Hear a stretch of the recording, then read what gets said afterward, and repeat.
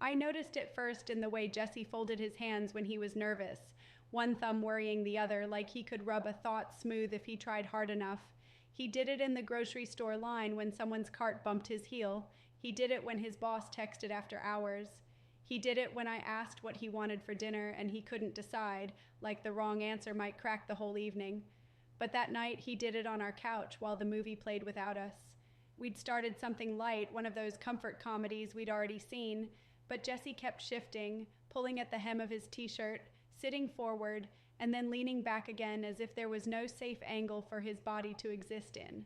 The lamp threw a warm oval across his cheekbones, and every time he swallowed, I heard it, loud in the quiet between jokes. I muted the TV. "Hey," I said softly, scooting closer. "You're not here with me. Where are you?" He didn't answer right away. He stared at the blank screen, where our reflections hovered like ghosts. The silence stretched, and something in me, the part that loves him in a way that wants to be brave on his behalf, settled in, patient. Finally, he exhaled, not a sigh, more like a surrender. "There's something," he said. His voice was careful, measured, like he was carrying a bowl filled to the brim. I don't know how to say it without you looking at me differently. I put my hand over his, stopping his thumb from grinding itself raw. "Try me," I said, "and if I look at you differently, it's because I'm learning you, not because I'm leaving."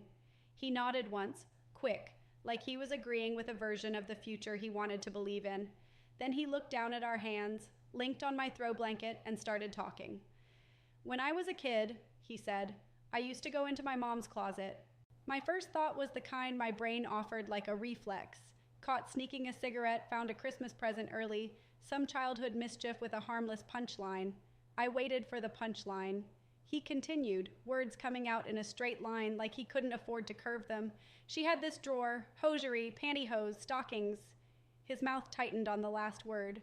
"I used to take a pair, and I'd put them on."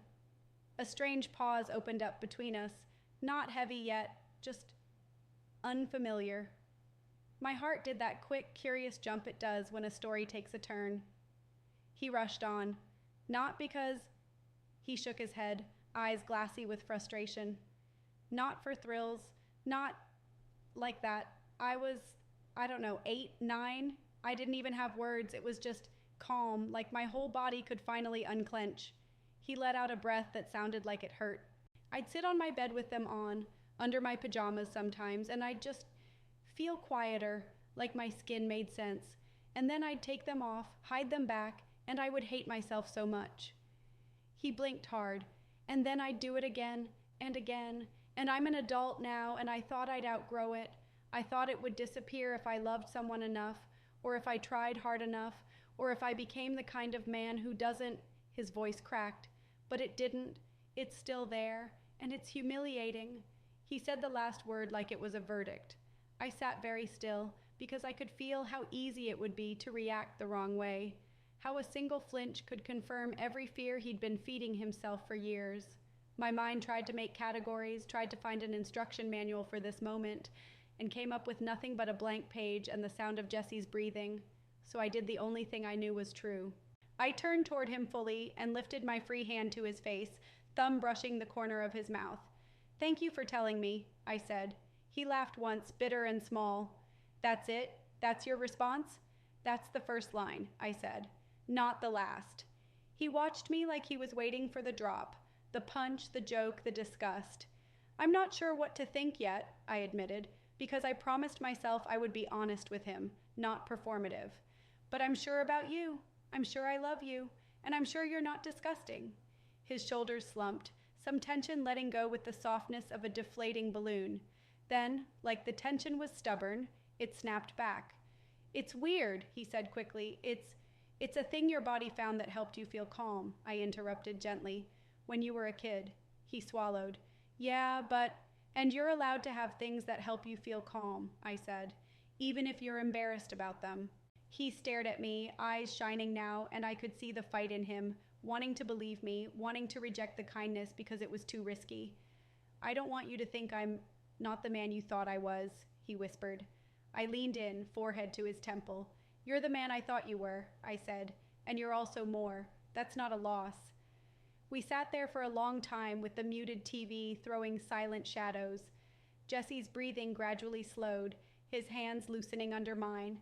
The confession hung in the room like a delicate ornament, beautiful and terrifying because it could break. After a while, he murmured, "I haven't done it in years." "Okay," I said. "But I think about it," he said, voice raw. "Sometimes when I'm stressed or when I can't sleep, I'll be standing in front of my dresser and I'll think, I could just buy a pair, but then I feel sick, like I'm betraying you without even doing anything." That hurt, not because of the pantyhose, because he'd been carrying the idea that comfort equals betrayal, that relief equals shame. "Jesse," I said, pulling back so I could look at him, what if we didn't make it a secret? What if you didn't have to hide it?" His eyes widened. "I can't ask you to—" "You didn't," I reminded him. "You told me the truth, and now I'm thinking." He stared at me, cautious hope flickering behind his fear. "Thinking what?" "Thinking that," I said slowly. "If this is something that makes you feel calm, maybe we can try it. Here, together. No hiding, no punishment." His face flushed, and he looked away as if he couldn't stand to be seen wanting it. "I don't want to pressure you," he said. "I don't want you to do something just because you feel sorry for me." "I don't feel sorry for you," I said. "I feel close to you. That's different." He didn't answer, but his hand tightened around mine, one small, involuntary plea. The next day, I went to a department store alone. It felt almost comical at first, me wandering the hosiery aisle with a basket, pretending not to notice how many options there were. Sheer, opaque, control top, patterned, ultra-soft microfiber. Like a secret universe I'd never needed to learn. The packaging had women on it in sleek heels and confident poses, and I found myself weirdly protective of Jesse, imagining him in this aisle alone, heart-hammering, convinced everyone could read his mind. I picked up a couple of pairs in neutral shades, a simple black sheer and a soft, barely there nude. Then, on impulse, I grabbed a slightly thicker charcoal pair that looked cozy, less lingerie, and more warmth. I added a pair for myself too because something in me wanted to make this feel shared instead of clinical. At checkout, the cashier didn't blink. The world didn't end. The fluorescent lights didn't spotlight my basket like a confession. On the drive home, the bag rustled in the passenger seat like it was alive.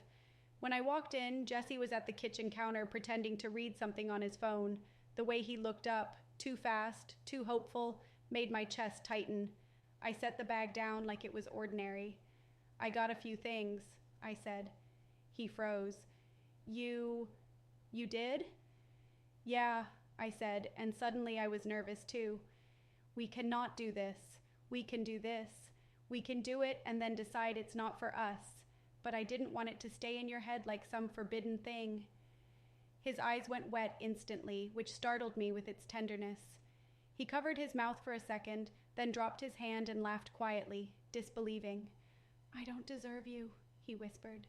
I took his wrists and moved his hands away from his face. "Don't," I said. "You deserve to feel safe." We went to the bedroom like we were handling something fragile. Jesse sat on the edge of the bed, shoulders hunched, staring at his socks. I sat beside him and pulled the bag onto my lap. "Okay," I said, keeping my voice light like I was opening a gift. "I got 3 pairs for you and 1 for me. No pressure, we can just look." He nodded, throat working. "Okay." I pulled out the charcoal pair first. The fabric was soft and dense, warm-looking. "These seemed cozy," I said. He reached out with 2 fingers as if the material might bite. When he touched it, his face changed. Something eased around his eyes. "That's nice," he said, almost surprised. I handed him the black sheer next. He swallowed hard. "That looks like my mom's," he said, then winced like he'd said something unforgivable. "It's just black," I said gently. "It's okay." And then the nude pair, almost translucent. His cheeks flushed deeper, but he took them, folding them in his hands like a soft secret. "Do you want privacy?" I asked. "Or do you want me here?" His eyes met mine. In them I saw fear, and under it a want so simple it made my throat ache. "Here," he said, "please." So I stayed. I turned my body slightly away, not out of disgust, but out of respect, giving him the choice of being seen without being stared at. He stood, hands shaking, and pulled off his jeans and socks. He paused there in his underwear, breathing hard like he was standing at the edge of a cliff. "It's okay," I murmured.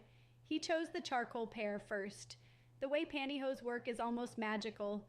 The impossible stretch, the careful gathering in the hands, the slow roll up the ankle. Jesse's movements were clumsy at first, then strangely reverent, like he was remembering an old ritual. When the fabric slid up his calves and thighs, his shoulders dropped a fraction, his breathing slowing. When he stood fully upright, he looked down at his legs like he couldn't believe they belonged to him. "How do you feel?" I asked. He blinked rapidly. "Quiet," he said. "I feel quiet." The word landed in the room and stayed there, heavy with meaning. I stood and stepped closer. "Can I touch?" I asked, because I wanted him to know his boundaries mattered. He nodded, eyes shining. "Yes." I ran my palm down his thigh, feeling the smoothness of the fabric over the warmth of him. The sensation surprised me, silky but with a soft resistance like touching water that holds its shape. Jesse shivered, not from cold, from being seen without punishment, and unexpectedly something in me warmed, not in a cheap pornographic way, in a slow, intimate way, like my body recognized this as closeness, like the honesty itself had a texture, and it was soft. "You look good," I said, and watched him flinch, then slowly accept it. He laughed shakily. "You're just saying that." "No," I said. "I'm saying it because it's true, and because I want you to hear it out loud." His face crumpled, and he sat down hard on the bed, covering his eyes with his hands. I went to him immediately, wrapping my arms around his shoulders. "I'm sorry," he said into his palms. "I'm sorry I'm like this." I pulled his hands away again, firmer this time. "Don't apologize for being a human being," I said. "Don't apologize for finding a way to survive your own nervous system when you were little." He let out a sound that was half sob, half laugh, and leaned into me, pressing his forehead to my collarbone. I held him until his breathing evened out, feeling the smooth fabric against my own bare arms. After a while, he pulled back, eyes red but calmer. He looked down at his legs again, flexed his feet like he was testing gravity. "I forgot," he whispered. "I forgot how much it helps." I swallowed, my own cheeks warm. "Do you want me to put mine on?" I asked. His eyes widened. "You don't have to." "I want to," I said, and meant it. I stepped out of my jeans and pulled on my pair. Simple black, nothing fancy. The sensation was familiar and new at the same time, my legs wrapped in a smooth layer that made every movement feel deliberate. When I sat beside him again, our knees brushed, nylon to nylon, and the touch sparked something bright in my chest. We looked at each other, both a little stunned. "This is kind of nice," I said softly. Jesse's smile was cautious, like it might be taken away. "Yeah," he said. "It's nice." The rest of the afternoon unfolded like a secret holiday. We moved to the living room, carrying snacks like we were building a nest. We turned the movie back on, but barely watched it. Jesse sat with his legs tucked under him on the couch, rubbing his thumb along his own shin through the fabric like he was grounding himself. At some point, I slid closer and leaned into him. He froze for half a second, waiting for the moment to turn into shame, and when it didn't, he relaxed into me so fully it felt like a gift. We cuddled there, the world reduced to the hum of the refrigerator and the faint traffic outside, our bodies wrapped in softness and permission. Jesse's hand found my waist, then my hip, careful at first, asking without words. I turned my face into his neck and kissed him, slow, affectionate, unhurried. The kiss changed something, not because of the pantyhose alone, but because the pantyhose had opened a door. Jesse wasn't performing. He wasn't braced for impact. He was simply there, and that was unbearably sensual. It wasn't explicit, it wasn't a scene, it was warmth and closeness and the feeling of being chosen. The nylon made every brush of skin more noticeable, like our nervous systems had been turned up one gentle notch. When Jesse's lips found mine again, I felt a heat bloom low in my stomach, and I realized with a rush of surprise that I liked this. I liked him like this, calm, open, unguarded. I liked the way his breath hitched when I ran my hand over his thigh and he didn't pull away. I liked the trust. At one point he whispered, Is this okay? I met his eyes. More than okay, I said honestly. It feels intimate. His eyebrows lifted and he gave a small, disbelieving laugh. Intimate, he repeated, like the word didn't belong to him. Yeah, I said, like we're sharing something. He stared at me for a long beat, then his face softened completely. I feel like you just unlocked something, he said quietly. Like you found the part of me I kept locked in a closet. My throat tightened. Then let it out, I said. We can keep it out. That night, we didn't do anything dramatic. We didn't turn it into a performance. We made dinner, ate on the couch, laughed at a dumb reality show. We changed into fresh pairs after showers. Jesse chose the black shears this time, curious, braver now. He stood in front of the mirror and looked at himself, not with disgust, but with something like wonder. I sat on the bed and watched him with a softness I didn't know I had. Later, when the lights were low, we kissed again. We touched each other in slow, careful ways that felt less like chasing and more like arriving. When things grew more intense, we checked in, we listened, we took our time. We kept it private, gentle, and ours. The important part wasn't what we did. It was the way Jesse kept exhaling like he'd been holding his breath for a decade. The next morning, he woke up and looked at me like he was still surprised I was there. Hey, I said sleepily. He smiled, small but real. Hey. Then his face shifted, that old anxiety trying to creep back in. Are you okay? He asked. Like, for real? About all of it?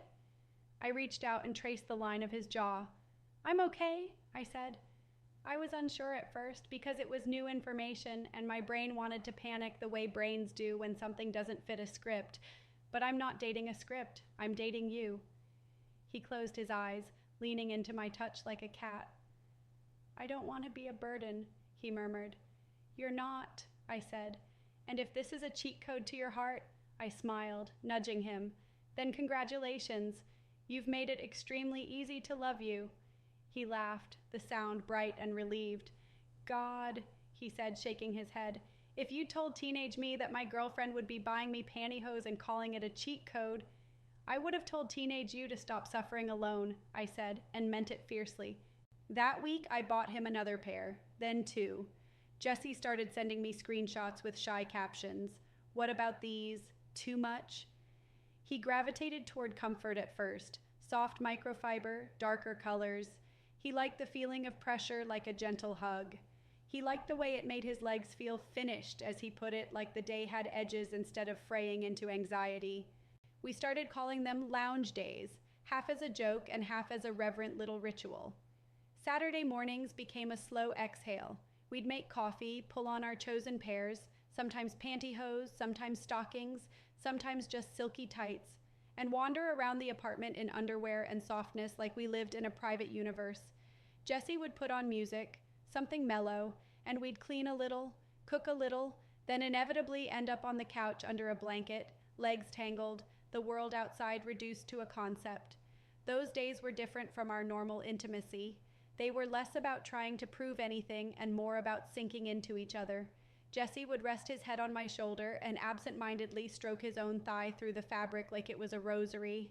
I'd watch his face when he was calm, truly calm, and feel a kind of awe, like I'd been dating a man who lived behind a locked door and now he'd stepped into sunlight. One afternoon, he fell asleep with his head in my lap. I looked down at him, lashes dark against his cheek, mouth slightly open, one hand curled on my knee, and my chest tightened with tenderness so sharp it almost hurt. When he woke up, disoriented, he realized where he was and what he was wearing and immediately tensed, shame rising like a reflex. I kissed his forehead before he could speak. You're safe, I murmured. His shoulders dropped. I keep expecting the other thing, he admitted. The panic, the disgust, the punishment. I know, I said. It might take time for your body to believe what your mind already knows. He nodded slowly, as if storing the sentence like a lifeline. And then the funny part started. Jesse's taste got expensive. It happened gradually. He discovered certain brands felt smoother, lasted longer, didn't snag as easily. He learned denier numbers like a secret language. He found a pair that made him grin like he'd won a prize, and when I asked what was so special, he said, "They're Italian," with mock solemnity. I raised my eyebrows. "Italian pantyhose," I repeated. He looked sheepish. "They're really nice." "They better be," I teased, glancing at the price tag. "Do they come with a tiny passport?" He laughed, then caught my hand and kissed my knuckles, eyes soft. "Thank you," he said quietly, "for not making this a joke that hurts." I sobered immediately. "I'll joke," I said, "but never at your expense." He nodded, the gratitude in his expression so open it made me ache. Sometimes I'd surprise him, leave a neatly wrapped box on the bed, a new pair inside in a color I thought would suit him, along with a note that said, "Lounge day soon?" He'd text me from work, excited like a kid, and I'd feel that warm pulse of satisfaction, the kind that comes from loving someone in a way that actually reaches them. And yes, there was heat in it too, real heat. The first time I admitted it out loud, we were on the couch in the late afternoon, sun stripes across our legs. Jesse was wearing a deep navy pair that made his eyes look brighter. I was in sheer black. We'd been cuddling for hours, talking about nothing, touching each other in casual, affectionate ways, hands on thighs, fingertips tracing ankles, the occasional slow kiss that made my stomach flip. Jesse pulled back after one of those kisses, eyes searching mine. "You're into this," he said, like he needed to confirm it wasn't his imagination. I felt my face warm. "Yeah," I admitted, "I am." His breath caught. "Why?" I laughed softly, not because it was funny, but because the question was so earnest. "Because you're happy," I said, "because you're soft, because you're here, and because," I added, letting my hand slide slowly over his knee, "this feels really sensual, like we're wrapped in the same secret." His eyes darkened, not in a scary way, but in a way that said he felt wanted. He swallowed. "I always thought if anyone knew, they'd leave," he whispered. I cupped his face. "I'm not leaving," I said, "and I don't want you to hide from me." Something shifted in him then, like a final lock clicking open. He kissed me again, deeper, and I felt his whole body relax against mine. The intimacy that followed was quiet and unhurried, full of checking in and listening. It was the kind of closeness that didn't need an audience, didn't need a storyline, just two people in their apartment choosing each other again and again. Afterward, Jesse lay with his head on my chest, tracing idle circles on my stomach through the thin fabric of my underwear. "I feel lighter," he murmured. "Good," I whispered, stroking his hair. "I didn't realize how much energy I spent hiding," he said, "even from you." I kissed the top of his head. "You don't have to," I said again, like an oath. Over time, the shame softened at the edges. It didn't vanish overnight. Shame rarely does, but it stopped running the show. Jesse stopped speaking about it like it was a flaw and started speaking about it like it was a preference, a comfort, a part of him. Sometimes he'd still get that flicker of embarrassment when we were shopping and I'd toss a new pair into the cart, but then he'd meet my eyes and grin, and the embarrassment would melt into something playful. Our relationship deepened in ways I hadn't predicted. We talked more, not just about pantyhose, but about childhood, about fear, about the parts of ourselves we'd edited to be loved. Jesse told me stories about being a kid who felt everything too much, sounds too loud, emotions too big, his body always on alert. The pantyhose had been his secret weighted blanket, his way of finding a boundary between himself and the world. Hearing it framed that way rewired something in my mind. This wasn't about weird.